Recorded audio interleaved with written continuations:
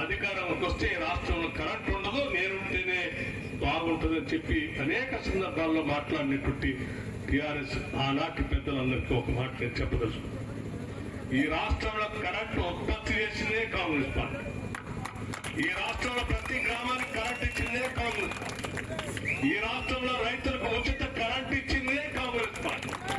ఈరోజు ఈ రాష్ట్రంలో పేద వర్గాల సంబంధించిన కుటుంబాలకి 200 యూనిట్ల వరకు ఉచితంగా కరెంట్ ఇచ్చేది కూడా కాంగ్రెస్ పార్టీ. ఈ పరిశ్రమలన్నిటి కూడా కరెంట్ ఇచ్చేది కూడా కాంగ్రెస్ పార్టీ.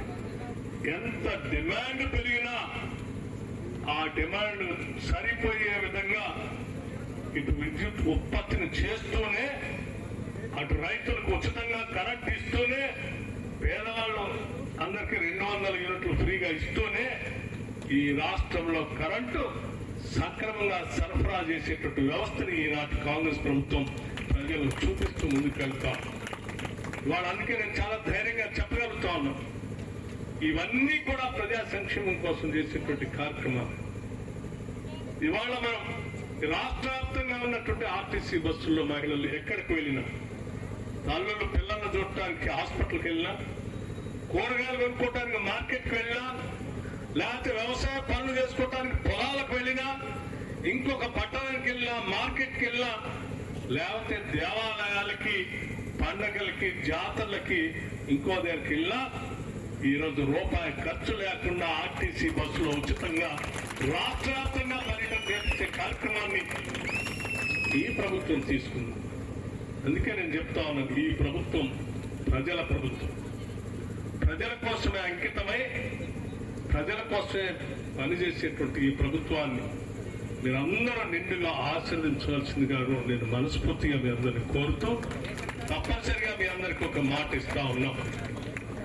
రేషన్ కార్డు గురించి చెప్తా ఉన్నారు మిత్రులు.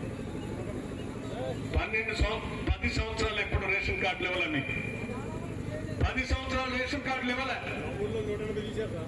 ఇవాళ చూడండి, గతంలో ఉన్న రేషన్ కార్డులు తొలగిస్తే వాళ్ళ రాష్ట్ర వ్యాప్తంగా రేషన్ కార్డులు పెద్ద ఎత్తున అర్హత ఉన్నటువంటి వాళ్ళందరికీ సమర్థిస్తాం. సంక్షేమం ఈ ప్రభుత్వం, ప్రజల సంక్షేమం ఈ ప్రభుత్వం యొక్క ప్రాథమిక కర్తవ్యం. పాలన మా బాధ్యత, అభివృద్ధి మా ముందు చూపు. వీటన్నింటినీ కలగలిపి ఈరోజు కాంగ్రెస్ ప్రభుత్వం ప్రజలకు అంకితమై రాష్ట్ర ముఖ్యమంత్రి రేవంత్ రెడ్డి గారు కానీ ఈ కేబినెట్ యావత్తు కూడా, కేబినెట్ లో ఉన్నటువంటి మంత్రులంతా కూడా నిత్యం వారి వారి శాఖల్ని ప్రజల కోసం అంకితం చేస్తూ పనిచేస్తూ ముందుకు పోతున్నామని చెప్పి మీ అందరికీ నేను సవినయంగా మనవి చేస్తూ, ఈ నియోజకవర్గంలో ఏ ఆపద వచ్చినా మీ బిడ్డగా, మీ ఇంటి బిడ్డగా ఎప్పుడు నేను నిలబడి ఉంటానని చెప్పి మీ అందరికీ నేను మాటిస్తూ, మరొక మాట కూడా ఇవ్వదలుచుకున్నాను. మీరు వేసినటువంటి ప్రతి ఓటుకి ఒక గౌరవాన్ని తీసుకొని వస్తాను తప్ప, నేను ఇటువంటి వ్యక్తిగా ఓటేశాను అని చెప్పి మీరు బాధపడేటువంటి రోజు ఎట్టి పరిస్థితుల్లో ఈ రాష్ట్రంలో నేను పాలనలో ఉన్నంత కాలం చేయనని మీ అందరికీ మాటిస్తూ, ఎక్కడ ఉన్నా మా మగ నియోజకవర్గానికి సంబంధించిన మా ప్రతినిధి ప్రజల సంక్షేమం కోసం పనిచేస్తా ఉన్నాడు, మాకు గర్వకారణం అని మీరు అందరూ భావించేటట్టుగానే పాలన అందిస్తామని చెప్పి